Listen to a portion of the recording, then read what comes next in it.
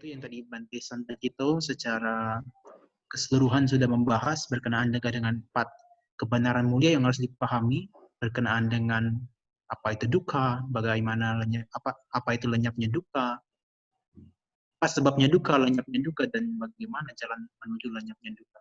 Dan yang menarik tadi berkenaan yang terakhir Bante ya.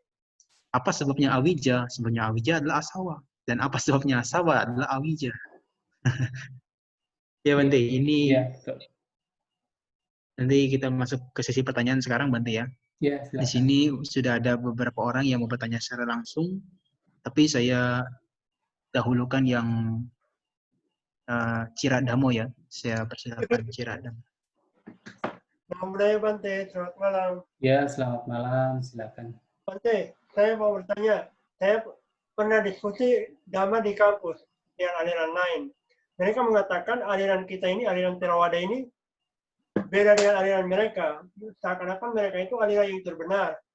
Padahal intinya itu kan sama. Apakah orang yang menyebarkan aliran tersebut itu pandangan salah?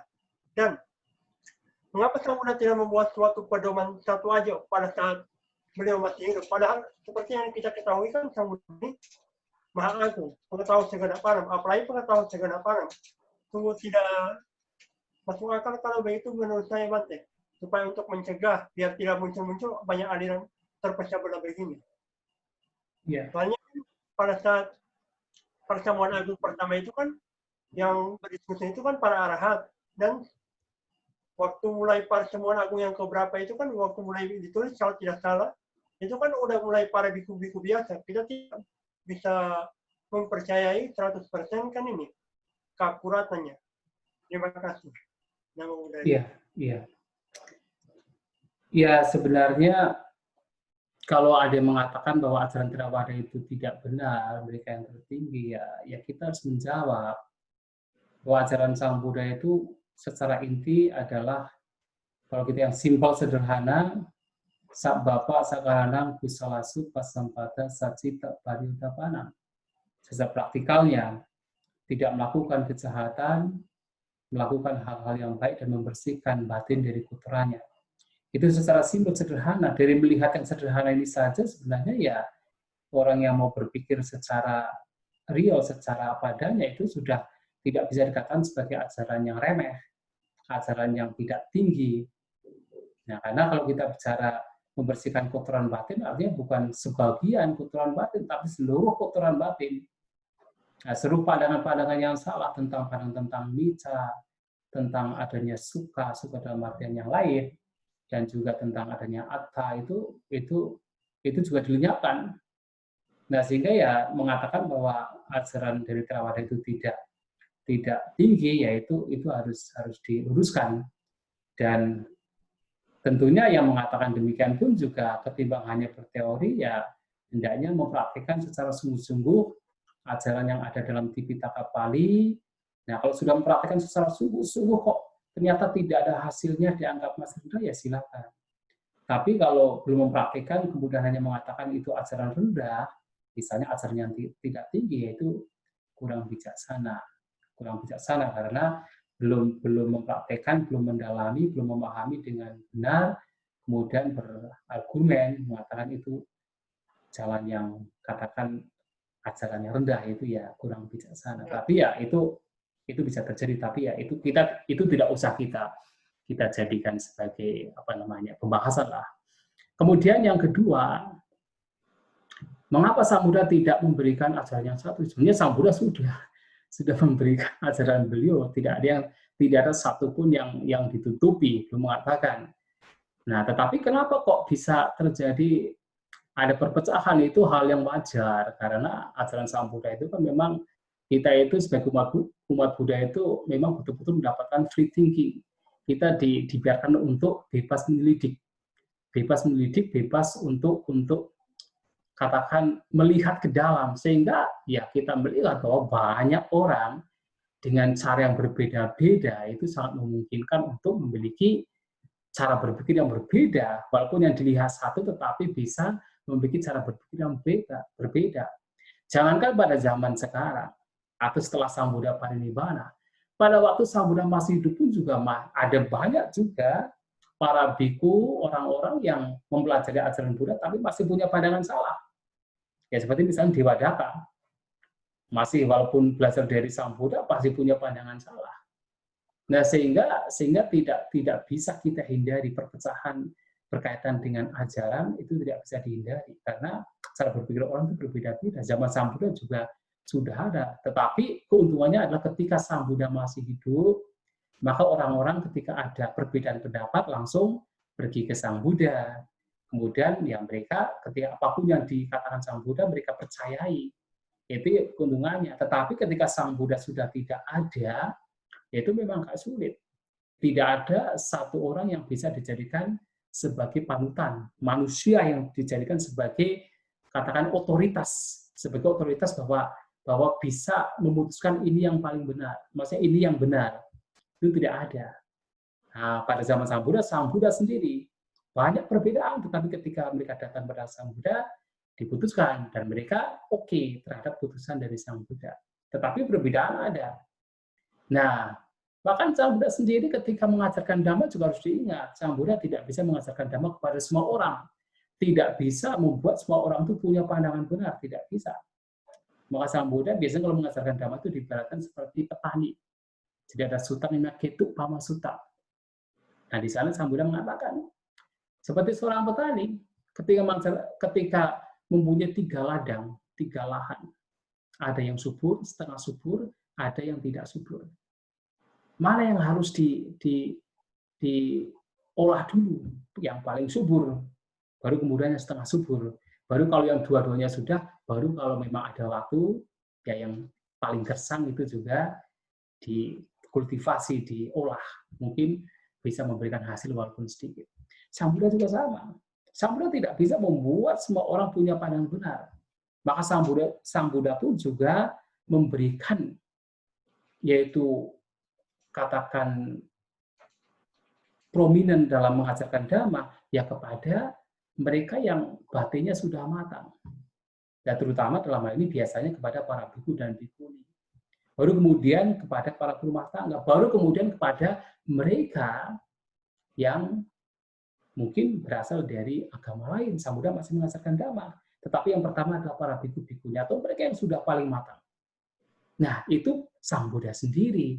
Bayangkan Sang Buddha sudah tidak ada, kemudian siapapun bisa belajar agama Buddha, bisa belajar ajaran Sang Buddha, mereka mempunyai pandangan yang berbeda-beda, dan tidak ada otoritas yang mengatakan ini yang benar. Sang Buddha mengatakannya Dhamma dan Vinaya, dan padahal Dhamma dan Vinaya itu yang diselidiki, ya maka perbedaan itu terjadi. Dan itu sulit untuk kemudian kita dihindari. Nah, sehingga pada konsili pertama sebenarnya itu menjadi cara juga, menjadi cara dari Bante Kassapa agar perpecahan tidak terjadi. Karena begitu Sang Buddha Parinibbana sudah ada satu orang Subhada yang mengatakan, oh sekarang kita bebas dari Sang Pertapa Agung, sekarang kita bisa melakukan apa saja yang kita mau. Nah ini juga sebenarnya itu baru Sang Buddha Parinibbana, sudah ada orang-orang yang mengatakan demikian. Dan apakah Subhada ini sendirian? Tidak. Subhada juga punya banyak orang yang punya pandangan yang sama seperti Subhada. Dan mereka tidak suka dengan Sang Buddha mengatakan ini tidak boleh, ini boleh. Mereka seperti terkekang. Maka begitu Sang Buddha Parinibbana sudah ada ya bibit-bibit perpecahan. Nah kemudian untungnya Bante Mahakassapa kemudian membuat sebuah konsili pertama yang terdiri dari 500 arahat. Nah, konsili kedua juga, kalau dalam tradisi Theravada, ya mereka arahat juga, 700 arahat. Bahkan pada konsili ketiga, pada zaman Raja Asoka, juga semua arahat. Tetapi dalam konsili keempat, tidak disebutkan apakah mereka arahat atau tidak, yang terjadi di Sri Lanka. Tapi 3 konsili, yang 1, 2, 3, dalam tradisi Theravada, mereka semua arahat. Dan mereka mencoba untuk memurnikan sebenarnya. Karena ketidakmurnian itu akan terjadi. Ya sekarang saja, kita dalam tradisi Theravada misalnya, kita mempunyai banyak orang. Ya kita tidak mengatakan Theravada di dunia, kita mengatakan KBTI saja misalnya, Keluarga Besar Theravada Indonesia. Ketika kita membahas satu poin, apakah kita pasti sama, mempunyai keputusan yang sama? Kadang-kadang tidak. Perbedaan pendapat terjadi. Itu bisa terjadi. Nah, sehingga kalau memang yang mempunyai poin yang berbeda itu orang yang katakan powerful, mereka bisa juga membuat tradisi yang berbeda, tradisi lain.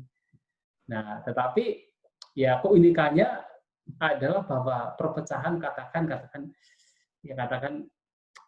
perpecahan dari tradisi menjadi banyak tradisi atau katakan menjadi banyak sekte dalam agama Buddha itu bukan karena perpecahan yang sifatnya itu fisikal, tetapi karena pandangan yang berbeda kemudian menjadi terpecah, dan itu hal yang terjadi yang wajar. Tetapi walaupun demikian ya ingat, tetapi secara dasariah ajaran semua sekte itu sama, secara dasarnya sama, tidak melakukan kejahatan, melakukan kebajikan, dan upaya-upaya yang digunakan untuk membersihkan batin. Itu yang masih menjadi hal yang penting yang harus kita pegang sebagai yaitu persamaan dari semua sekte Buddhis yang kita akui. Itu yang harus kita munculkan di situ. Jadi ketimbang kita berbicara perbedaannya, kita berbicara persamaannya. Persamaan yang sifatnya membangun. Nah, itu yang tentu kita baik bagi kita untuk menumbuhkan. Ya, saya kira demikian. Terima kasih banyak, Pak. Ya. Ya, Bante, kita punya waktu 40 menit lagi, Bante. Ini ada 2 orang yang mau bertanya secara langsung dulu. Saya pikir mungkin agak singkat ya pertanyaannya. Ya. Ada pertanyaan banyak, masih 8 soalnya. Silakan, Pak. Kita Dhamma. Oke. Namo Buddhaya, Bante. Ya, Bante. Bante, setelah pembahasan sutta ini, pertama saya sangat, karena sebelumnya kan ada sama di pembahasan tentang sakti ya. Terus saya connecting dengan yang telah dibahas, ini sangat menarik. Ini salah satu summary saya, tapi kalau salah mohon Bante merektifikasinya ya Bante.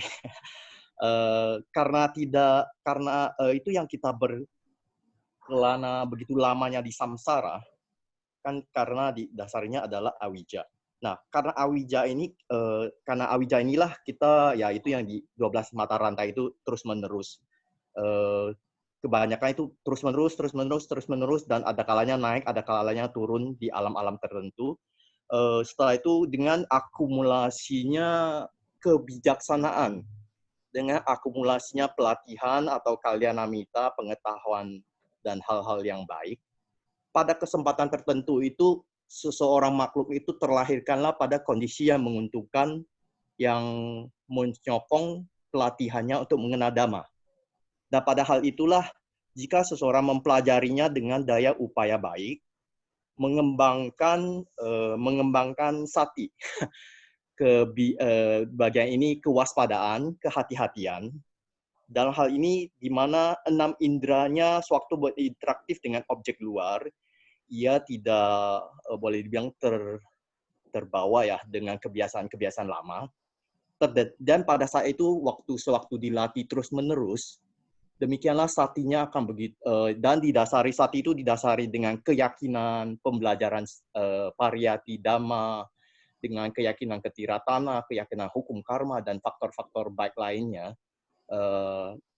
dan juga dengan wirya, daya upaya yang benar, yang sewaktu Bante membahas tentang itu loh Bante, mengetahui aku salah sama kusala itu, demikianlah sati itu dikembangkan, jadi diulang-ulang, dilatih, demikian rupa menjadi kokoh, kuat, dan sampai begitu kuatnya itu akan menjadi otomatis. Nah, dalam hal ini begitu otomatisnya, bahkan kalau dilihat dari paticca samuppada itu, sewaktu kan terjadi bagaimana, atau sewaktu kita bereaktif lah, apakah kan kalau bereaktif itu kan dari 6 indera itu, bahkan sewaktu kotoran batin itu pun baru muncul, begitu tajamnya langsung langsung tahu, oh ini ada kotoran batin, itu pada tahap yang begitu advance ya, begitu luar biasanya.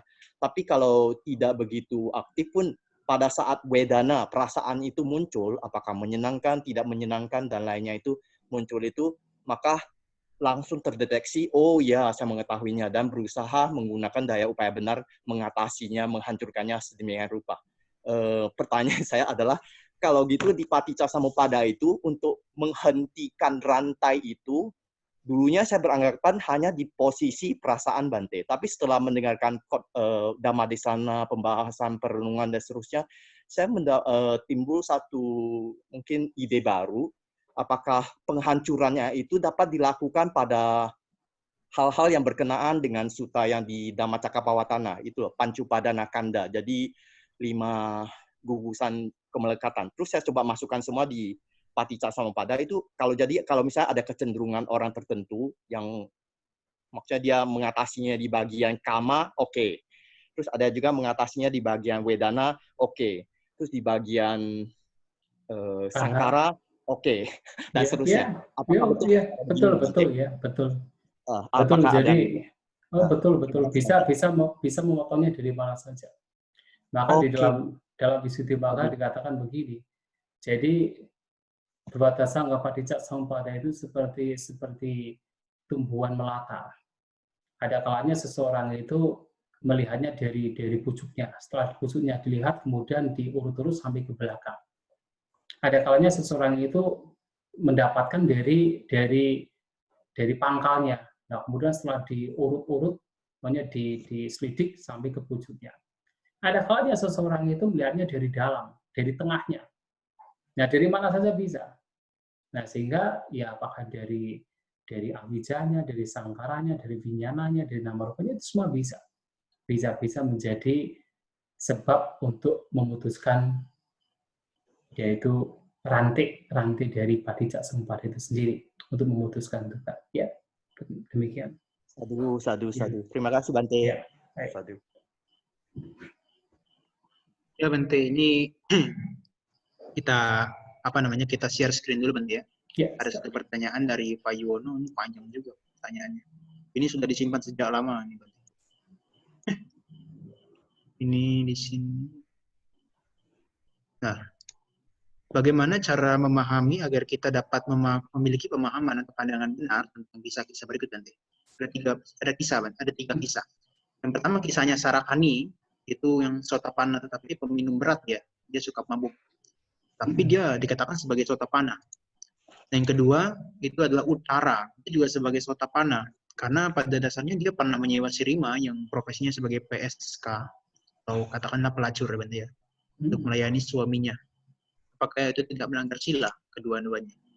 Dan kemudian yang ketiga kisah Losakatissa yang dianggap pembawa sial yang bersama Bante Sariputta berpindah patah tapi tidak dapat makanan Bante. Sehingga Bante Losakatissa ini disuruh dipelihara saja. Nah ini tidak juga mendapat makanan. Ini bagaimana menurut Bante? Supaya kita punya pandangan benar. Iya. Sebenarnya kisah dari Sarakani yang terdapat di dalam Samyutta Nikaya ada 2 sebenarnya. Sarakani ada 2 di sana itu.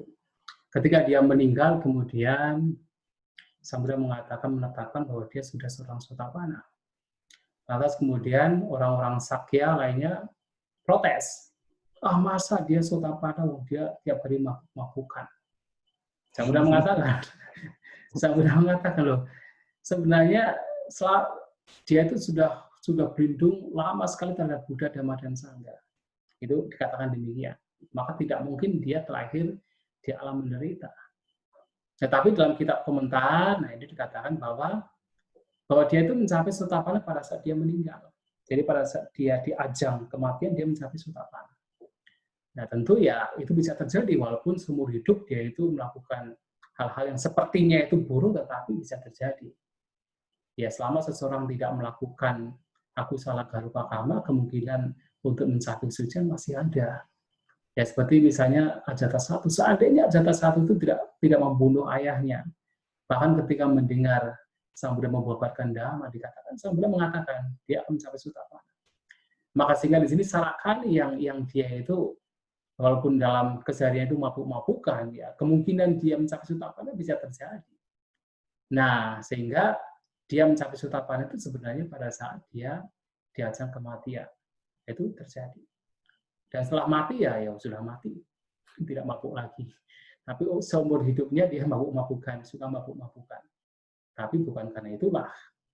Tetapi ketika dia meninggal, dia mencapai ketetapan.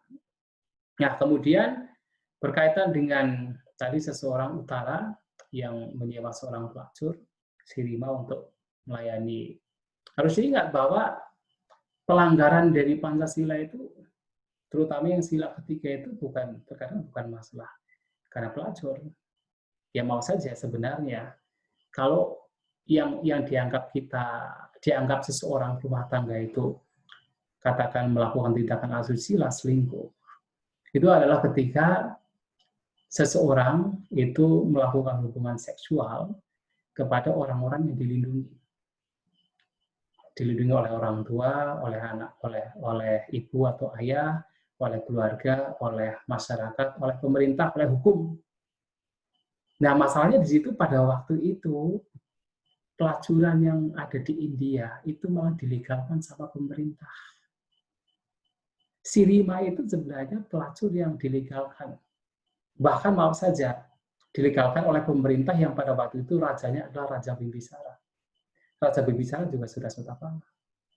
Ya, karena waktu itu dalam cerita Jataka, ya kok Jataka dalam cerita Atakata, nah Kosala itu punya pelacur yang handal. Siapa? Ambapali. Nah, karena pelacur Ambapali ini kemudian banyak orang datang ke Kosala. Jadi income negara itu sangat banyak. Orang bangsawan, raja-raja kecil mereka datang untuk sekedar bisa bersama dengan Ambapali. Nah, lantas kemudian di Magadha, ya kan itu saingan berat kan, sehingga apa? Bagaimana caranya supaya orang-orang ini juga pada datang ke Magadha. Nah, dibuatlah Sirima dijadikan sebagai pelacur. Itu pelacur yang legal pada waktu itu. Sehingga sebenarnya kalau kita mengacu pada hal itu, ya sebenarnya itu pada waktu itu ya pada saat itu karena dilegalkan itu bukan sebagai pelanggaran sebenarnya. Ini pernah kita diskusi tentang hal itu. Karena memang pada waktu itu memang dilegalkan oleh negara. Secara hukum tidak masalah. Nah, sehingga tidak masalah. Nah, pada waktu itu Sirima Utara ini ya memang dia sebagai seorang istri, tetapi memahami secara memahami apa yang dilakukan, dalam artian, nah dia tidak merasa offended dengan suaminya itu berhubungan dengan yang lain, ya, karena dia sendiri. Sementara Sirima ini juga legal, adalah secara hukum juga tidak dipermasalahkan karena memang dilegalkan sama hukum, dilegalkan sama negara. Sehingga mungkin pada waktu itu itu bukan masalah. Tetapi kalau sekarang itu bermasalah. Kalau sekarang itu bermasalah karena apalagi Indonesia misalnya, itu pelacuran itu tidak legal, itu sesuatu yang ilegal. Maka ketika melakukan hal itu, yaitu menjadi secara hukum itu sebuah pelanggaran dari sila ketiga. Tapi kalau mungkin yang saya dengar, saya tidak tahu apakah benar atau tidak. Mungkin kalau kita bukan kita ya, bukan saya maksudnya.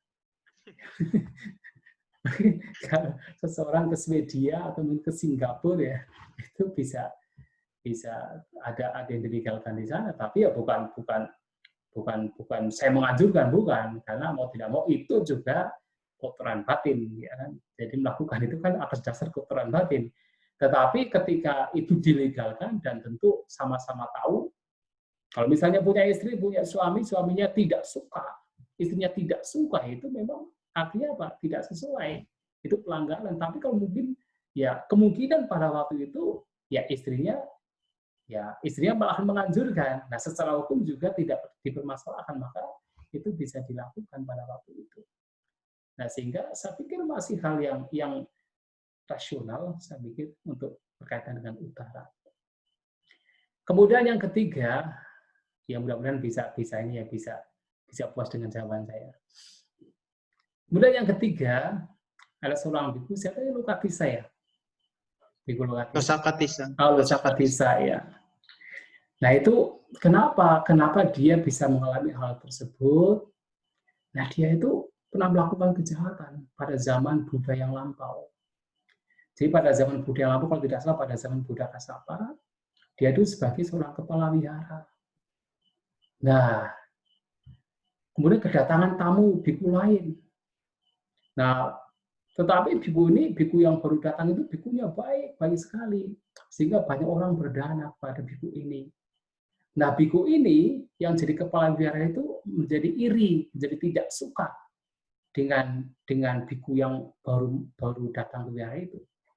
Nah, suatu kali diundang, ada umat yang mengundang kepala wihara dan juga biku tamu ini. Nah, tetapi yang mengundang ini adalah seorang dayaka yang besar. Nah, sehingga kepala wihara ini tidak suka kalau rumah tangga ini mengundang biku tamu ini, tetapi dia tidak bisa apa-apa juga. Nah, sehingga apa? Sehingga supaya merasa tidak berbohong, maka dia datang ke kuti dari biku tamu ini yang sedang di dalam kuti, kemudian pintunya diketuk. Ada suara tidak? Ada suara? Ada suara ketukan? Nggak ada kan? Kepala wihara ini mengetuk pintu dari biku tamu ini tanpa suara, diketuk. Nggak ada suara. Ya, nggak ada suara, mana bikunya mau keluar kan? Tidak kan? Nah, kemudian dia pergi ke yang mengundang itu. Ketika sampai di sana, ditanya, loh, ini bikunya kok tidak datang? Nggak tahu, ini tadi saya ketuk tapi dia nggak mau keluar. Jadi pintunya sudah diketuk tapi nggak mau keluar. Ya benar, diketuknya aja nggak bersuara, bagaimana biku tamunya keluar gitu kan. Nah, kemudian setelah makan, tetapi tamu berumah tangga ini tidak kurang akal. Kemudian ya sudah, nanti tolong bawakan makanan untuk biku tamu tersebut. Ya kemudian dibawa makanannya. Tapi dasar kepala wihara ini sudah benci sama biku tamu, kemudian langsung dia berpikir, bagaimana ya ini makanan supaya tidak sampai kepada biku tamu itu. Nanti kalau saya buang ke selokan, nanti sisanya kelihatan, nanti akan kelihatan. Wah, kemudian dia punya akal. Jadi ada api yang sedang berkobar, dia lemparkan ke api tersebut makanannya, supaya tidak ada sisa, tidak ada, yaitu ya kelihatan ada makanan kalau sudah terbakar. Nah, kemudian setelah sore, bikunya kok nggak keluar, biku tamu itu nggak keluar. Kemudian dia curiga apa yang terjadi di dalam. Begitu kutinya dibuka, ternyata atapnya sudah jebol. Ternyata biku tamu ini adalah seorang arahat. Jadi untuk menunjukkan bahwa beliau seorang arahat, kemudian terbang, jebol atap, hilang. Wah, dari situ kepala wihara ini merasa menyesal sekali dengan perbuatannya. Ternyata yang selama ini ia benci, ya ternyata seorang arahat. Karena penyesalan itulah dia masuk di dalam neraka sampai bertahun, sampai lama sekali.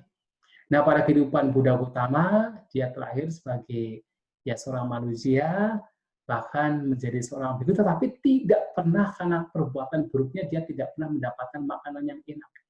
Bahkan makanannya itu kekurangan makanan, tidak pernah merasa kenyang dari hasil pindapata. Padahal beliau ini mencapai arahat,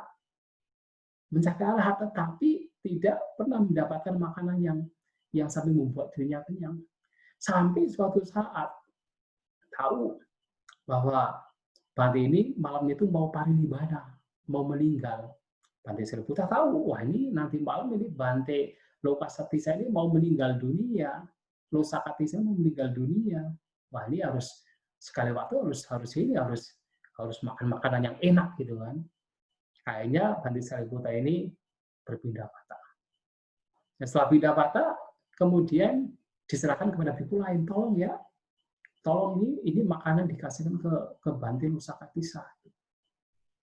Nah, kemudian padahal sudah lebih dari tengah hari, kemudian tanya setelah pulang dari pindah patah ke wihara, kemudian Bante Sariputa tanya, tadi dapat makanan tidak dari biku ini? Tidak, makanan tidak datang. Lah, gimana coba? Akhirnya Bante Sariputa berpindah patah lagi. Nah, karena pindah patahnya sudah sore, ini pindah patah yang aneh. Ini untuk Bante ini saja. Pindah patahnya sudah sore, ya kemudian Orang-orang tahu tidak mungkinlah Bante Sariputa berpindah pada sore kalau tujuannya untuk makan makanan yang lain. Maka diberikanlah Catu Madura. Catu Madura itu ya semacam ya makanan yang terbuat dari 4 jenis gula. Jadi ada madu, ada mentega, ada jus, dan juga ada gula. Ya, ada 4 ini, Catu Madura. Nah, kemudian datang kepada Bante Losakatisa dan disuruh makan. Tetapi tidak boleh mangkoknya itu diambil oleh Bante Losakatisa. Jadi mangkoknya dipegang sama Bante Sariputa. Karena nanti kalau sampai dipegang sama Bante Losakatisa, nanti tumpah lagi. Nah, tidak bisa makan lagi ya. Namanya dipegang, jadi Bante Sariputa masuk dalam Nirodha Samapati, mangkoknya dipegang. Nah, Bante Losakatisa makan dari mangkok Bante Sariputa. Itu makanan terakhir yang paling enak. Tetapi ingat, Bante ini sudah mencapai arahat dan tidak mendapatkan makanan karena keburukan yang telah dia lakukan pada kehidupannya lampau. Jadi Bante ini sebagai perbandingan terbalik dari Bante Siwali. Kalau Bante Siwali dimanapun beliau berada, sampai kalau di hutan sekalipun pasti dapat makanan. Makanan dari mana? Dari para dewa. Para dewa pun datang untuk memberikan makanan kalau berada di hutan. Ya itulah, mudah-mudahan bisa dipahami apa yang menjadi jawaban. Terima kasih. Ya. Ya Bante, ini maksudnya ini karma buruk itu bisa menular ke orang lain gitu Bante. Menular ke? Karma buruknya ke Bante Sariputa, jadi nggak ada makanan tidak. juga maksudnya. Enggak, Bante Sariputa tidak tertular. Bante Sariputa malah tetap membantu Bante Losakatisa untuk mendapatkan makanan. Maksudnya ketika pergi bersama gitu Bante. Oh iya, itu ya sebenarnya bukan tertular, tetapi ya itu ada karma-karma baru yang juga pas kebetulan Bante Sariputa atau kebetulan ibunya itu mengandung dia atau Bante Sariputa itu bersama dengan dia, sehingga karma buruk yang mereka lakukan juga secara ya bersatu menjadi satu kesatuan yang berbuah. Itu bukan menular, bukan saya melakukan kejahatan kemudian menular kepada orang lain, tidak. Karena mereka ya kondisinya itu berkumpul dengan unsur yang sama, perbuatan lampau yang ada kemiripan, nah itu bisa berkumpul. Ya, begitu. Bante, ini ada Edi Hartono mau bertanya secara langsung Bante. Ya. Silakan. Selamat malam, Namo Buddhaya, Wandami Bante. Ya, Namo Buddhaya.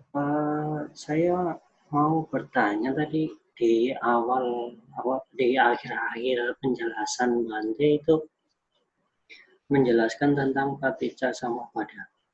Yang saya tanyakan singkat saja, di dalam Paticca Samuppada itu ada sangkara, terus di Pancakanda juga ada sangkara. Itu apakah sama atau berbeda Bante? Itu aja Bante. Wandami Bante. Sebenarnya bisa dikatakan sama. Hanya saja sangkara yang ada di Avijja Paccaya Sankhara, jadi dengan adanya avijja sebagai kondisi, maka sangkara muncul. Nah, sangkara yang ada di sini mengacu pada lebih pada perbuatannya. Jadi ada 3. Ada waci sangkara, kaya sangkara, dan cita sangkara. Perbuatan yang melalui ucapan, jasmani, dan juga batin. Dan juga bisa dikatakan 3 perbuatan dalam artian punya sangkara, apunya sangkara, dan anicca sangkara. Perbuatan bajik yang membawa pada kelahiran di alam bahagia. Kalau dalam kitab komentar disebutkan ke alam surga dan alam rupa Brahma, itu punya sangkara. Kemudian apunya sangkara, perbuatan buruk yang membawa pada alam rendah, penderitaan. Dan yang ketiga, anicca sangkara, yaitu sangkara yang sifatnya anicca. Anicca itu tidak goyah. Ini adalah pencapaian arupa jana. Jadi sebuah perbuatan yang membawa kepada yaitu pencapaian di alam arupa Brahma. Lebih pada perbuatannya, dilihat dari reaksi perbuatannya. Tetapi kalau dalam Pancakanda itu mengacu kepada keseluruhan, dalam artian apapun bentuk-bentuk pikiran yang ada, aloba, adosa, amoha, termasuk perhatian, kebijaksanaan, semangat, keyakinan, konsentrasi yang baik-baik, itu juga masuk ke dalam sangkara. Nah, sehingga di sini, nah tetapi apakah yang sangkara yang di dalam awija pacca sangkara itu tidak masuk dalam sangkara ini? Masuk juga dalam sangkara ini. Masuk juga. Tetapi kenapa bisa berurutannya berbeda sebenarnya? Walaupun ini ada dua dasar anggap padicca, ada 12 faktor sebab musabab yang saling bergantungan. Itu merupakan satu kesatuan. Ibaratnya satu koin uang, kita melihatnya dari sisi yang berbeda. Sisi kanan, sisi kiri, samping, depan, bawah. Atau kita melihatnya dari, misalnya, oh ini koin logam, oh ini berharga. Nah, jadi melihat dari sisi lain, tetapi satu kesatuan. Ya, ketika mengatakan awija, sangkara, vinyana, itu satu kesatuan sebenarnya, tapi dilihat dari sisi yang berbeda-beda. Nah, sehingga di sini ya sangkara, ketika Sang Buddha mengatakan awija pacca sangkara, sangkara pacca vinyana, setelah vinyana pacca nama rupa, dalam nama rupa juga ada sangkara juga. Terutama adalah nama itu adalah sangkara. Ya ada widana, sanya, vitaka, manosancitana yang di situ adalah sangkara, sebenarnya vitaka itu sangkara. Tapi kok bisa berbeda-beda? Ya itu sebenarnya untuk melihat dari sisi yang berbeda saja, tetapi sebenarnya satu kesatuan. Begitu ya. Ya? Ya, jelas ya. Ya. Ya, Bante. Kita lanjut ke pertanyaan berikutnya, Bante. Di slide ini sudah saya buat. Ya. Silakan. Ya, sebentar. Ini dari Pak Mulya Diahau, Bante. Pak Mulya Diahau bertanya, apa itu bawa, Bante? Terutama upati bawa, bagaimana membedakannya dengan jati dalam paticca samuppada? Lalu dalam marana sanya wedhi, pada momen apa upati bawa itu? Nah dulu, saya tak lihat ininya, lihat apa itu bawa, terutama Pak upati Terutama bawa. upati bawa. Bagaimana membedakan jati dalam paticca samuppada, marana sanawiti, terus apa itu bawahnya? Ada momen apa upati bawa itu? Kemudian ada marana sanawiti itu apa tulisannya? Marana sanya witi pada momen momen apa? Upati bawah ya. Ya. Upati bawah. Upati itu artinya kemunculan. Upati bawah itu kemenjadian. Apa itu bawah? Bawah itu kemunculan. Bawah itu ada 3, kama bawah, rupa bawah, dan arupa bawah. Kemunculan, kemenjadian yang adalah kelahiran dalam arti kemunculan kemenjadian ke alam kama, alam rupa, dan alam arupa. Itu baru kemenjadian, belum jatinya. Jadi upadana paccaya bawah. Dengan adanya kemelekatan muncul bawah. Muncul sebuah kemenjadian. Nah, karena ada semacam yaitu keinginan untuk menjadi, ya maka secara di saat yang sama muncul kelahiran. Ketika ada keinginan untuk menjadi, maka muncullah kelahiran. Nah, kelahiran yaitu jati. Nah, apa bedanya? Ya sebenarnya hanya membedakan dalam artian bahwa itu masih dalam tahap yaitu keinginannya yang disebabkan dari kemelekatan, sementara jati adalah akibatnya, kelahiran. Apa itu upati bawa? Nah, upati bawa itu adalah kemenjadian untuk muncul kelahiran, jadi untuk lahir. Nah, sehingga di sini akan sedikit berbeda, tetapi sebenarnya ya berkesinambungan. Dari bawah muncul jati. Dari kemenjadian untuk lahir, maka muncul kelahiran. Lantas, di mana dalam marana sanyaviti? Ya sebenarnya dalam hal ini ya pada saat seseorang itu patisalivi, kalau kita sudah berbicara tentang jati, ya patisalivinya itulah yang disebut sebagai jati.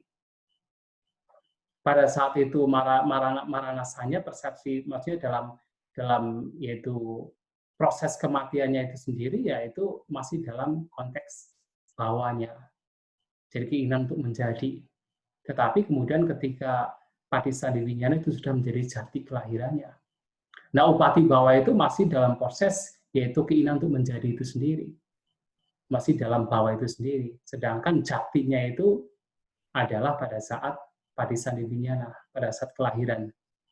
Yaitu pada saat kesadaran pertama, ketika seseorang lahir itu adalah Patisadiwinyana. Yang seringkali diterjemahkan juga sebagai linking rebirth. Atau linking itu apa ya? Jadi kesadaran yang menjadi penyambung ya, linking rebirth. Nah, kalau upati bawah itu masih dalam konteks bawahnya, yaitu ya kita bisa mengatakan pada saat cuti cita itulah di situ ada upati bawah. Sedangkan jati kelahirannya itu adalah Patisadiwinyana.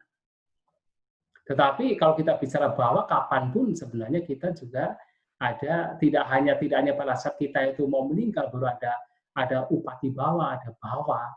Bahkan sekarang pun juga selama kita itu ada kecenderungan, ada notion untuk menjadi, untuk bertahan, ada keinginan, apalagi keinginan untuk yang secara kasar, keinginan untuk terlahir lagi, di situ juga sudah ada bawah. Sehingga tidak hanya pada saat kita itu mau meninggal baru disebut ada bawah, tidak. Sekarang pun ada bawah. Ada yaitu kemenjadian, dalam artian ada semacam keinginan untuk bertahan, untuk menjadi. Maka bawah di sini juga ada istilah, kalau di dalam tanah kan ada bawah tanah, keinginan untuk menjadi. Itu sekarang. Bukan pada saat mau meninggal baru ada bawah. Sekarang pun ada juga. Ya, tidak hanya pada saat maranawiti, pada saat proses kematian, tidak hanya demikian. Ya. Ya, Bante, ini ada Bu Ayan Nadia, Bante, mau bertanya secara langsung. Silakan, Bu. Ya. Halo? Ya, silakan. Angkat tangan aja. Gak ada respon ya? 1, 2, 3. Oke, saya mute lagi. Lanjut pertanyaan, Bante, ya. Ini ada yang bertanya. Ini David Linartan. Ini kan memahami 4 kebenaran mulia tadi dalam Samadhi Sutta dikatakan sebagai pandangan benar. Sedangkan pandangan benar adalah salah satu dari jalan mulia Parisudha 8. Apakah bisa dikatakan 4 kebenaran mulia ada di dalam atau bagian dari jalan mulia Parisudha 8? Apakah bisa dikatakan 4 kebenaran mulia sebagai apa? Sebagai bagian atau di dalam jalan mulia Parisudha 8. Iya. Ya. Bisa dikatakan apa saja. Bisa dikatakan sebagai bagian dari jalan mulia Parisudha 8,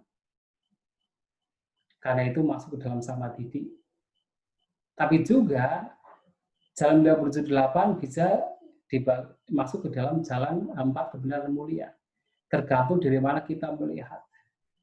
Kalau kita melihatnya 4 kebenaran mulia sebagai samadhi, memahami samadhi, yaitu artinya bagian dari jalan mulia Parisudha 8. Tetapi kalau kita melihatnya bahwa samadhi bagian dari jalan mulia Parisudha 8, maka itu bagian dari 4 kebenaran mulia.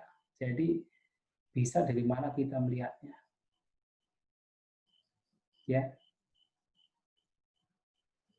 Oh iya, Bante. Ya. Ini kita lanjut ke pertanyaan berikutnya.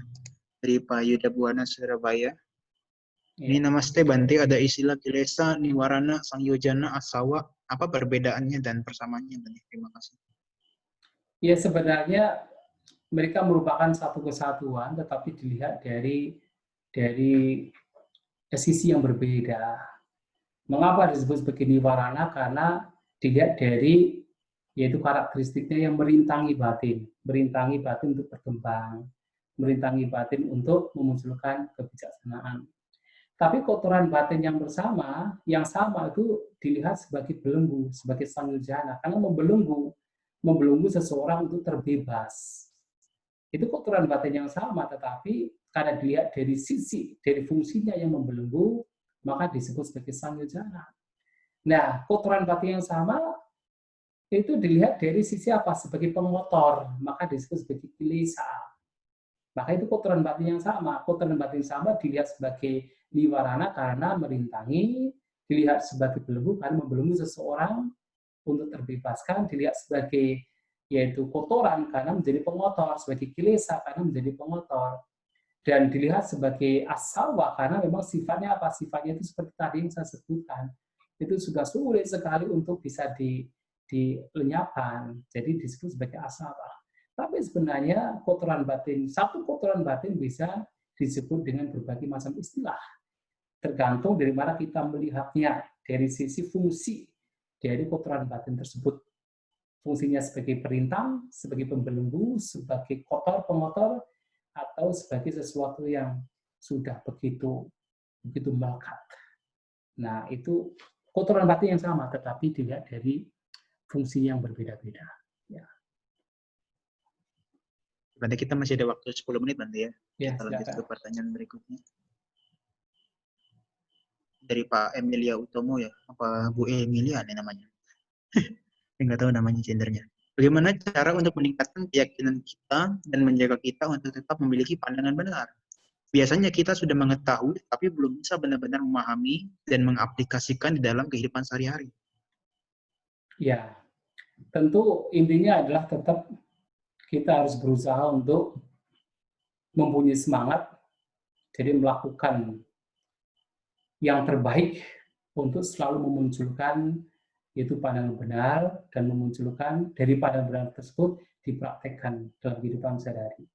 Mengapa? Karena jalan mulia prinsip 8 yang di dalamnya pandangan benar itu harus dikembangkan.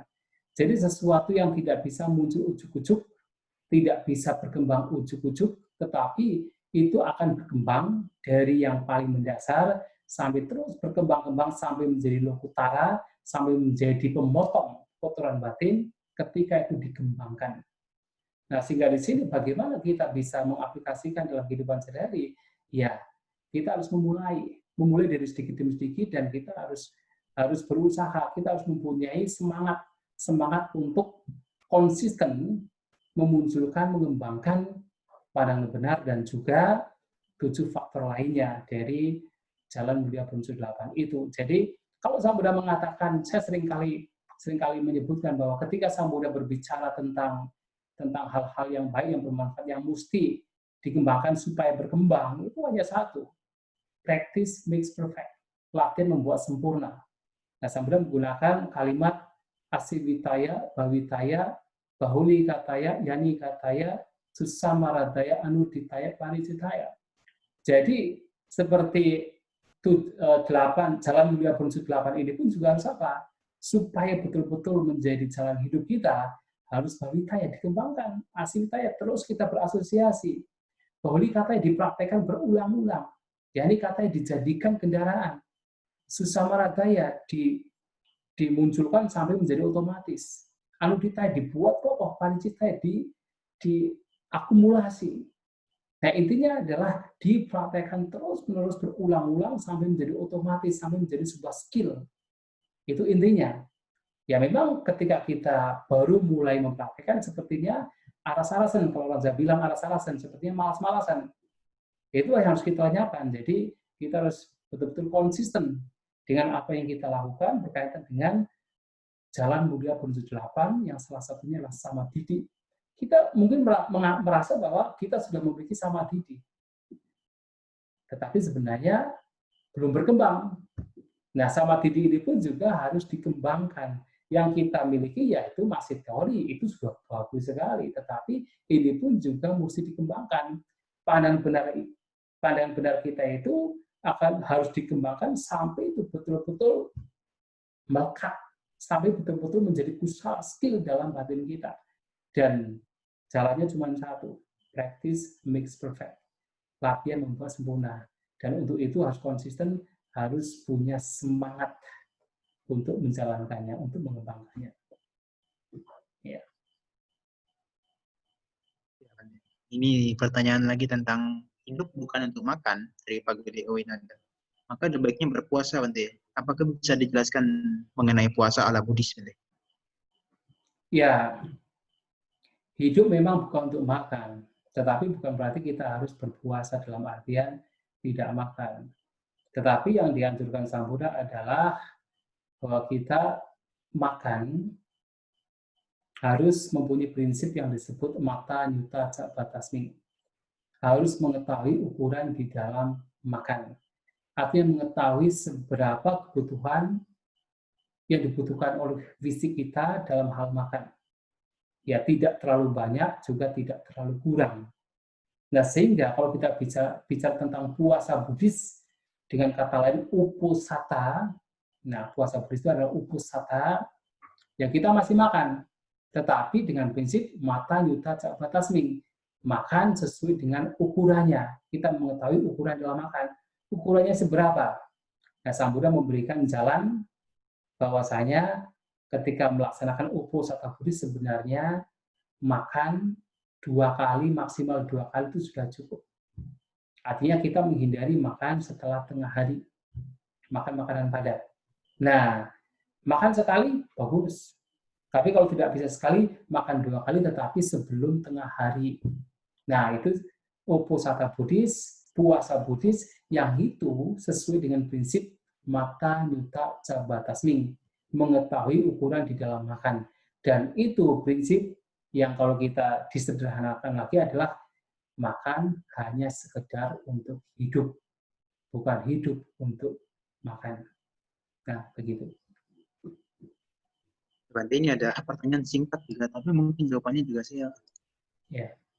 Bagaimanakah kualitas batin yang bagus, Bante? Tentu kualitas batin yang bagus adalah ketika batin bebas dari segala bentuk kotoran batin yang berakar dari loba, dosa dan muha, keserakahan, kebencian, dan kebodohan atau delusi. Muha itu sebenarnya dari kata confusion, mulhati, bingung, kebingungan, tidak mengetahui mana yang baik dan yang benar. Nah, tetapi di saat yang sama batin diisi dengan aloba, dosa, dan amoha. Jadi tanpa keserakahan, tanpa kebencian, dan tanpa kebodohan. Artinya batinnya menjadi melepas. Jadi the sense of letting go itu kuat, tidak melekat. Batinnya bebas dari kebencian, dosa. Ya, yang ada adalah cinta kasih, kasih sayang, simpati. Dan juga batinnya diisi dengan kebijaksanaan, pengetahuan, mana yang baik dan mana yang benar, mana yang salah, mana yang patut ditinggalkan, mana yang harus dikembangkan. Nah, kebijaksanaan. Nah, kalau kualitas batin dikatakan baik, yaitu jadi batin yang terbebas dari kotoran batin, berakar dari loba, dosa, moha, dan di saat yang sama adalah batin yang diisi dengan hal-hal yang bermanfaat, yang baik, yaitu yang berakar dari aloba, dosa, dan amoha. Dan itu batin yang berkualitas atau batin yang baik.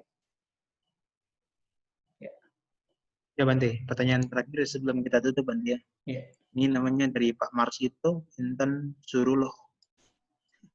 Ini laki-laki atau perempuan saya kurang tahu ya. Ada Marsito, ada Intan juga soalnya. Nah, dalam kehidupan sehari-hari kita pernah atau sering menyesal atas apa yang seharusnya kita perbuat. Namun karena kendala dalam diri, maka tidak dilakukan. Tidak maksimal dilakukan misalnya. Nah, misalnya berencana rajin dan disiplin bermeditasi dengan jadwal tertentu, tetapi tidak dilakukan maksimal. Pertanyaannya, perasaan menyesal itu termasuk kekotoran batin atau bukan? Bagaimana menyikapi perasaan menyesal? Dan tambahannya, perasaan menyesal itu termasuk pandangan salah atau bukan? Ya, tentu perasaan menyesal di sini termasuk kotoran batin. Itu termasuk kukuca. Jadi kalau dalam Pancaniwarana, 5 rintangan batin ada udasa kukuca, kegelisahan dan kekhawatiran. Kekhawatiran di sini mengacu pada kekotoran batin, mengacu pada penyesalan. Jadi seseorang bisa menyesal karena telah berbuat jahat, menyesal karena tidak melakukan kebajikan, penyesalan muncul. Nah, penyesalan di sini termasuk bagian dari rintangan batin atau kotoran batin. Ya tentu untuk melenyapkannya kita harus memunculkan kebijaksanaan. Ya, kebijaksanaan itu bisa berbagai macam, tergantung pada situasi dan kondisinya untuk mengatasi rasa menyesal tersebut. Misalnya apa? Kalau kita seperti tadi misalnya kita sudah konsisten dengan jadwal, maksudnya kita sudah membuat jadwal meditasi, tapi kok kita tidak bisa melakukan, merasa menyesal, merasa bersalah. Ya kita yang terpenting adalah itu kan, ya terpenting kita adalah bagaimana kita lebih fokus pada sekarang ini. Kita renungkan bahwa apa yang sudah terjadi kita tidak bisa kembali lagi. Kita tidak bisa memutar jam. Kita walaupun kita menyesal setengah mati, kita tidak bisa memperbaiki apa yang sudah terjadi. Maka anjuran Sang Buddha ya yang terpenting adalah sekarang ini, saat ini. Apa yang mesti kita lakukan? Kita memperbaiki diri, itu yang terpenting. Yang terpenting memperbaiki diri. Yang terpenting itu saja. Sedangkan yang sudah terjadi, apalagi kalau itu bukan kejahatan yang fatal, itu sebenarnya tidak usah kemudian kita menyesal berlebihan. Tetapi kalau kita melakukan sebuah kejahatan, yang artinya sambil merugikan orang lain, baik untuk kita katakan berbicara kepada mereka yang bijaksana. Artinya kita melakukan kesalahan, melakukan sesuatu yang fatal, melakukan keburukan yang fatal, nah kita bisa berbicara kepada orang bijaksana. Mengakui, kalau dalam kebikuan disebut apatidesana, mengungkapkan kesalahan kita. Nah itu dilakukan tidak hanya para biku, bahkan pada zaman Sang Buddha, mereka para berumah tangga juga, ketika melakukan kejahatan, mereka datang kepada para biku yang bijaksana, kemudian mengakui kesalahannya. Tetapi tidak hanya sekedar mengakui, tetapi setelah itu berjanji, bertekad, bahwa saya akan mengendalikan diri di masa mendatang. Itu kalau sesuatu yang sifatnya fatal. Dan setelah itu tidak usah menyesal, karena menyesal tidak bisa menjadi, bukan menjadi solusi. Maka yang terpenting adalah kita sudah mengungkapkan apa yang kita lakukan, setelah itu kita memperbaiki diri. Itu yang terbaik, jalan terbaik. Nah kemudian, kalau penyesalan masih terjadi, ya renungkan.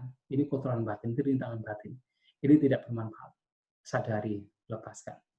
Kita munculkan kebijaksanaan. Tidak perlu kita menyesal dengan apa yang sudah terjadi. Hati tanan wagame anak patikam tiada datang. Kita tidak usah kembali ke masa lampau. Kenapa? Ya tadi tambahin apa yang sudah lampau telah ditinggalkan. Maka anjurannya adalah apa?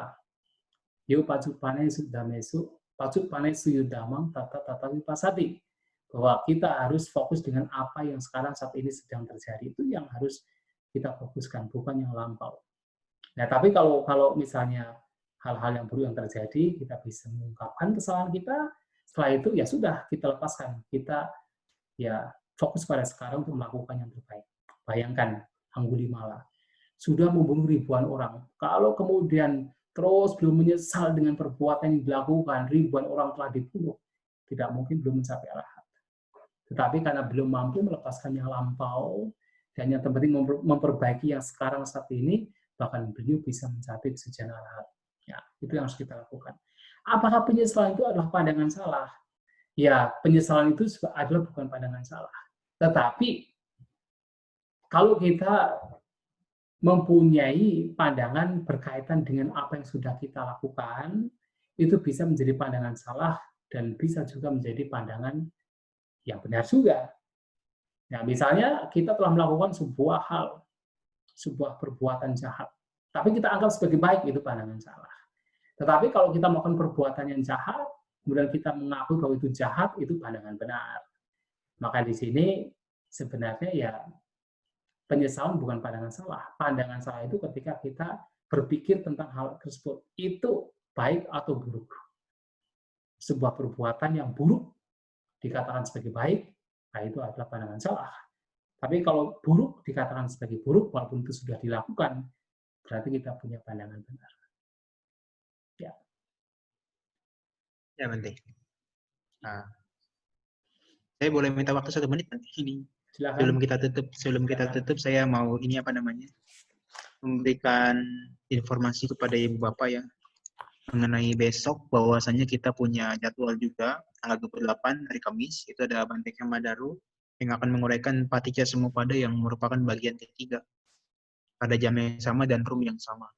Ya, terima kasih. Dan kalau misalnya ada yang mau berdana, silakan disampaikan atau dikirim dana tersebut melalui rekening Yayasan Dharma Harja dan juga Yayasan Dhamma Meta. Kalau Yayasan Dhamma Harja ini untuk baksos, dan kemudian Yayasan Dhamma Meta ini untuk Zoom ini, acara Zoom. Yayasan Dhamma Harja bisa untuk baksos dan juga bisa untuk keperluan para biku dan samanera yang tinggal di Wihara Dhamma Harja. Nanti kalau misalnya mau menginformasikan bisa diinformasikan ke Koyongyong Dhamma Meta Jember, nomornya ada di sini. Silahkan di capture atau screenshot sekarang juga. Terima kasih. Ya Bante, terima kasih atas uraian Dhamma dan tanya jawab pada malam hari ini. Dan kepada Bapak Ibu juga selamat malam. Terima kasih atas partisipasinya. Semoga kita semua selalu berbahagia dan memiliki pemahaman yang benar atas uraian Dhamma yang telah diuraikan. Sekarang Bante akan menutup dengan berbagi jasa membacakan Patidana. Silakan Bante. Ya, mari Bapak Ibu Saudara-saudara sekalian, segala kebajikan yang telah kita lakukan bersama-sama merenungkan Dhamma, membahas Dhamma, semoga kebajikan ini akan membawa kepada kebahagiaan kepada kita semua. Semoga para leluhur juga mendapatkan kebahagiaan dari apa yang telah kita lakukan. Semoga kita semua berbahagia, semoga semua makhluk berbahagia. Punya sidhani kata sayana nyani kata nime te sanca bagino hontu satananta pamanaka ye piya gunawanta camayang mata pita dhayo tithame capya tithawa anye maca taverino sattha titham dilo kasming te bhumma catuyonika Panjeka catuwo kara sangsaranta bhava bhave nyatang ye patidanam me anumodantu te sayang ye cimang napajananti dewa te sang nivedayong maya dinna napunyanang anumodana hetuna sabhe satta sada hontu avera sukajivino Kemma padan capa pontu desa sasi jatang subha. Sadu, sadu, sadu. Ya, semoga berbahagia. Terima kasih. Ya Bante, mungkin ada yang mau butuh klarifikasi dari Bante, ini ada Pak Warsito Akian Bante. Ya, bagaimana? Tadi sudah angkat tangan. Mau tanya Bante, mungkin ada yang masih kurang jelas satu hal mungkin. Ya, selamat malam Sukiyoto Bante. Ya. Bante tadi menjelaskan tentang 4 jenis ahara yang menyebabkan terjadinya tanha. Saya ingin tanya tentang 4 faktor yang terjadi, 4 faktor yang membentuk pancakanda, yaitu yang kita kenal dengan cuka, yaitu utu, ahara, cita, sama karma, Bante. Itu korelasinya gimana? Sukiyoto Namo Buddhaya. Ya, sebenarnya cuka di sini ya, jadi cuka, cita, utu, karma, dan ahara. Ini tentu mengacu kepada yang menyebabkan suka dan duka kita. Ya tentu kaitannya juga dengan pancakanda. Ya kampanye begini saja. Pancakanda ini kan berhubungan dengan kalau kita simpelkan, sederhanakan batin dan jasmani. 4 kanda adalah batin, jasmani adalah jasmani. Nah, bagaimana cita itu mempengaruhi batin dan jasmani? Nah, ada juga cita jasmani yang muncul dari cita. Misalnya, pada saat seseorang itu, pada saat dia terlahir di awal, yaitu pada saat patisandi vinyana muncul, maka dikatakan di situ pada saat itu jasmani yang muncul itu muncul dari cita. Kemudian kelanjutannya, bagaimana jasmani ini juga dipengaruhi oleh cita. Secara simpel, kalau batin kita itu stres, frustasi, fisik kita menjadi apa? Kurus kering. Kalau batin kita bahagia, fisik kita juga menjadi sehat. Nah, itu juga dari cita. Nah, sehingga di sini batin, nah batin itu sendiri ya batin. Kemudian jasmani muncul atau dipengaruhi oleh cita. Kemudian bagaimana karma mempengaruhi batin dan jasmani kita atau pancakanda kita? Ya jelas, karma, perbuatan terutama adalah hasil perbuatan kita. Nah, bagaimana Sang Buddha sendiri mengatakan bahwasanya jasmani yang sekarang kita miliki juga merupakan hasil dari karma kita. seseorang yang suka marah-marah, maka ketika terlahir wajahnya menjadi berubah, misalnya begitu. Seseorang yang penuh dengan cinta kasih, setelah lahir kemudian wajahnya menjadi tampan, elok dipandang. Nah, itu bagaimana jasmani kita dipengaruhi oleh karma kita. Termasuk ya mempengaruhi pikiran juga. Perbuatan mempengaruhi pikiran, perbuatan diulang-ulang, pikiran kita juga akan mengikuti juga. Menjadi sebuah habit pikiran, menjadi batin, bentuk batin juga. Maka batin dan jasmani dipengaruhi oleh karma. Nah, kemudian juga bagaimana utuk mempengaruhi batin dan jasmani kita, ya jelas, terutama jasmani. Perubahan dari cuaca, perubahan iklim, itu mempengaruhi jasmani kita. Kita menjadi panas, menjadi dingin, itu karena perubahan iklim. Bahkan kita menjadi sakit, kita sembuh dari sakit juga karena perubahan iklim. Termasuk batin kita atau empat kanda kita, widanasanya sangkara, winyana juga ya, iklim juga mempengaruhi juga. Perasaan kita senang tidak senang juga karena pengaruh iklim juga. Bisa mempengaruhi. Dan ahara juga, apalagi ahara. Kalau kita bicara ahara makanan, terutama makanan fisik, itu juga mempengaruhi. Ya bagaimana makanan kita mempengaruhi fisik kita. Kita menjadi sehat, tidak sehat, itu karena makanan. Bahkan makanan mempengaruhi batin kita juga. Nah, terutama kalau seseorang yang batin belum terbebaskan, ya makan itu sangat mempengaruhi. Makanan enak, batin jadi senang. Makanan tidak enak, batin tidak senang. Nah, jika di sini bagaimana empat ini bisa mempengaruhi batin dan jasmani kita, mempengaruhi pancakanda kita. Ya, begitu ya. Ya, Temudana Bante. Ya, terima kasih. Bante sudah mau istirahat atau belum, Bante? Mungkin pertanyaan? satu lagi silakan. Satu atau dua silakan. Oke, dua ya, Bante ya, dua. Ya, silakan. Ya, tidak mengecewakan. Ini dari tadi Mas Ito ya, Pak Mas Ito, sekarang Bu Keti. Ini ada pertanyaan dari Bu Keti, Bante. Keterangan terinci tentang paticca samuppada ini dikaitkan dengan 4 kebenaran mulia. Bisa didapat di manakah, Bante? Seperti yang tadi Bante rincikan. Apakah ada buku khusus yang menelaah tentang tersebut?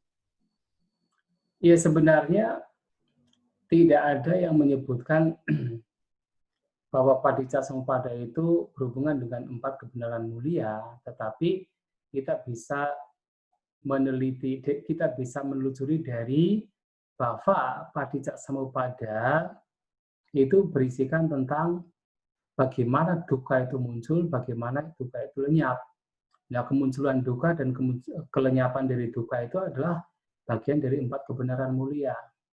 Nah, di mana kita mendapatkan yaitu penjelasan mengenai dukkha itu muncul dalam artian paticca samuppada, avijja, pacca sangkara, sangkara, pacca viññāna, dan seterusnya, atau dukkha itu lenyap dalam artian ya avijja, asesa, viraga, nirodha, sangkara, niruddhati, dan seterusnya, itu bisa didapatkan di dalam Nidana Samyutta, yaitu Samyutta Nikaya. Nah, itu semua Nidana Samyutta itu hanya berbicara tentang dwadasangga paticca samuppada, yaitu 12 sebab musabab yang saling bergantungan. Itu dalam Nidana Samyutta.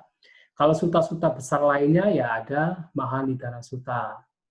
Dan juga yang tadi saya sebutkan Samadhi Sutta juga sebenarnya penjelasan dari paticca samuppada. Yaitu dijelaskan penjelasan dari itu juga menjadi referensi yang bisa kita pelajari. Nah, bagaimana menghubungkan dengan 4 kebenaran mulia? Ya tadi itu sebenarnya yang saya sebutkan secara ringkas. Bahwa 4 kebenaran mulia yang berbicara tentang dukkha, sebab dukkha, lenyapnya, dan jalan untuk melenyapkan dukkha.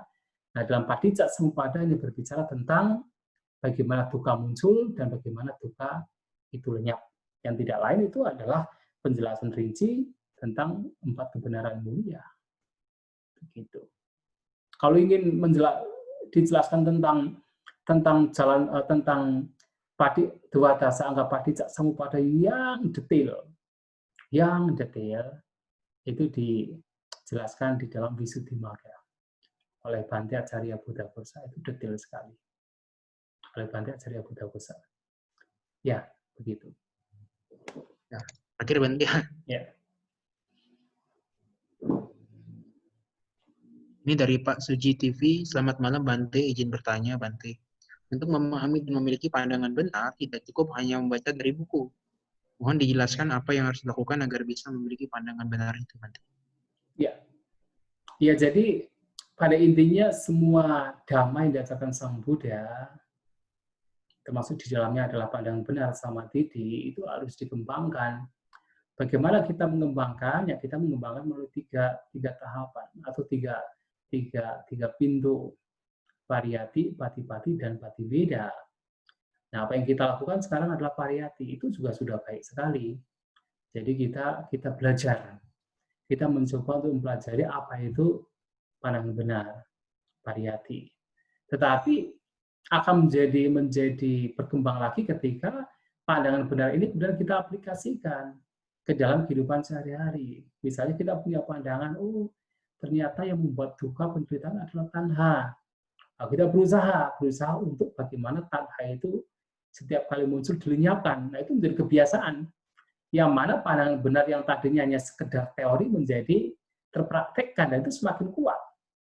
Jadi kekuatan dari pandangan benar itu akan semakin bertambah, semakin berkembang dengan kita mempraktekkan dari apa yang kita sudah miliki secara teori pandangan benar tersebut.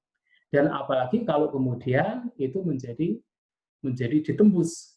Jadi seseorang dengan mempraktekkan, yaitu sesuai dengan pandangan benarnya, berkaitan dengan 4 kebenaran Buddha, ya ternyata seseorang betul-betul mampu melenyapkan tanha.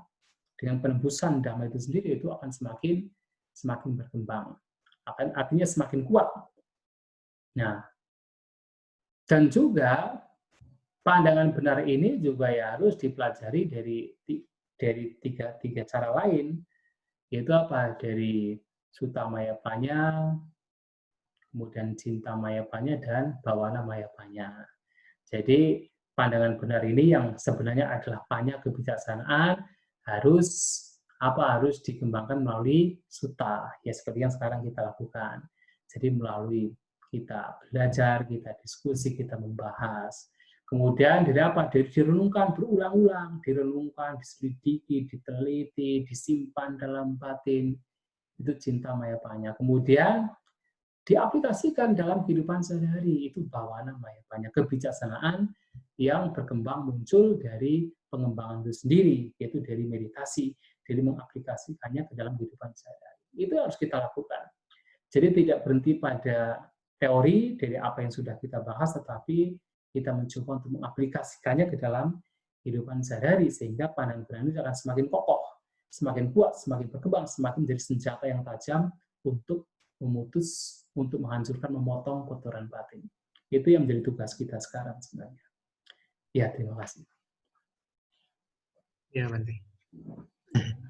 Terima kasih Bante atas kesediaannya untuk malam ini, Bante. Ya.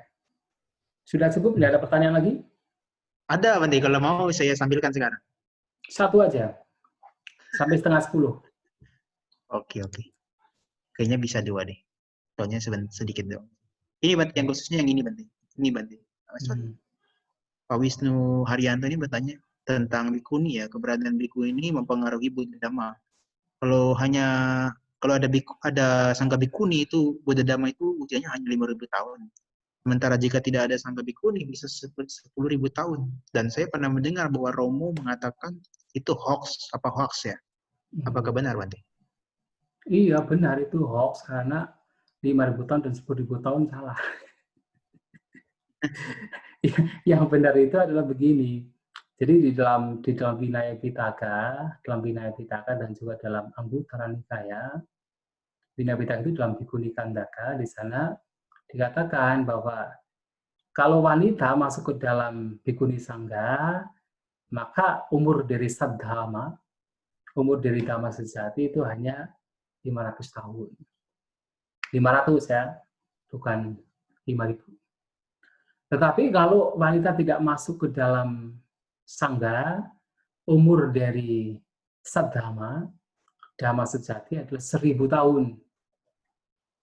Nah itu dalam Vinaya Pitaka. Ternyata Bhikkhuni Sangga masuk. Lantas apakah umurnya menjadi 500 tahun? Ternyata sampai sekarang masih ada kok Buddha Sasana. Nah, tetapi dalam kitab komentar menjelaskan begini. ketika, bahkan tidak hanya kitab komentar, bahkan di dalam sutta pun, dalam Vinaya Pitaka pun juga sebenarnya Sang Buddha sudah memberikan perumpamaan. Jadi seperti halnya, salah satu perumpamaan, seperti halnya pohon tebu yang ketika mendapatkan penyakit yang menggerogoti dari dalam berwarna kuning, nah tebu tersebut pasti akan mati. Nah demikian pula ketika sangga bhikkhuni atau wanita masuk dalam sangga, maka umur dari sangga itu, umur dari saddhamma itu menjadi lebih sedikit, yaitu 500 tahun. Tetapi di perumpamaan yang terakhir, nah di sana dikatakan seperti hanya dam, bendungan, yang kemudian dipertinggi, sehingga ketika ada luapan air, airnya tidak meluap. Nah demikian pula, sejak Mahapajapati Gotami menerima Ada Garudama, maka artinya saddhamma masih bisa dipertahankan. Ajaran sejati masih bisa dipertahankan menjadi 1000 tahun. Ajaran sejati. Maka kemudian kitab komentar mengatakan, ajaran sejati masih bertahan 1000 tahun karena para bhikkhuni menerima Ada Garudama. Tetapi 1000 tahun di sini artinya apa? Saddhamma di sini yang bertahan 1000 tahun artinya apa?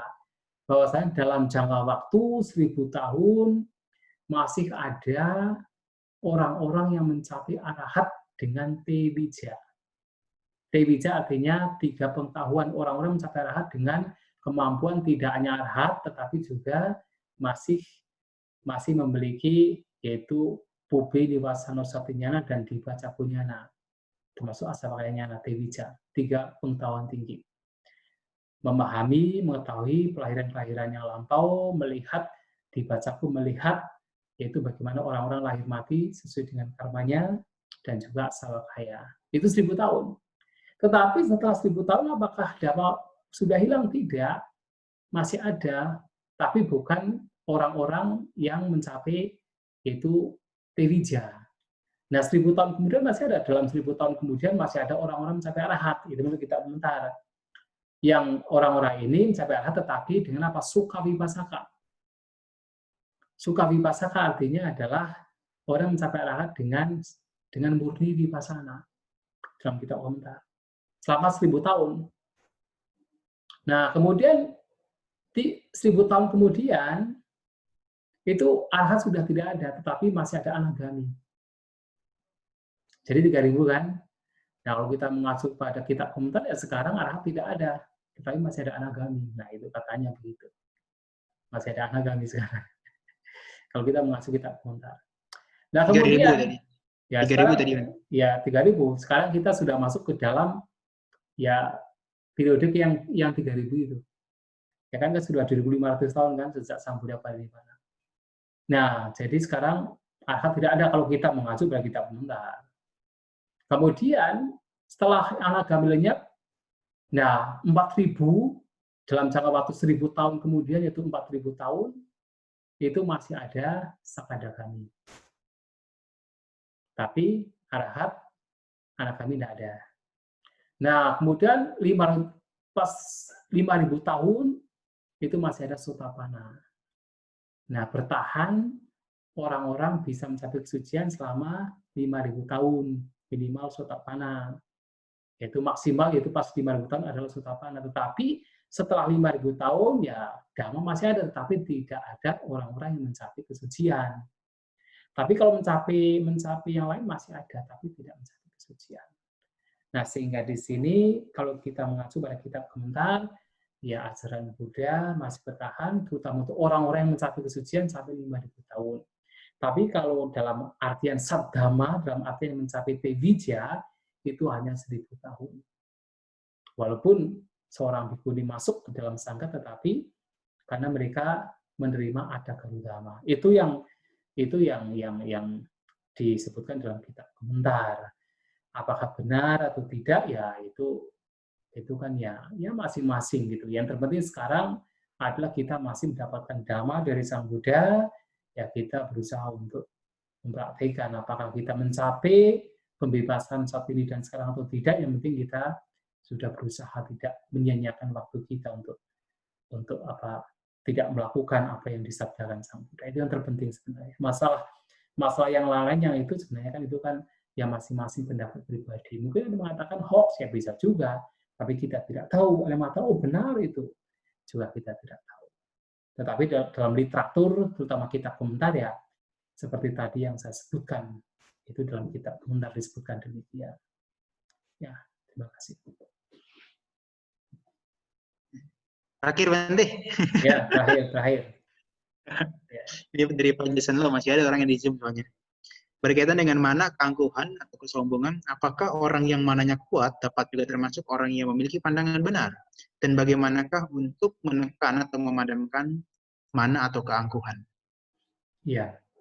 Yang pertama harus diketahui bahwa mana itu bukan kesombongan. Kesombongan itu bagian dari mana. Mana itu pembandingan.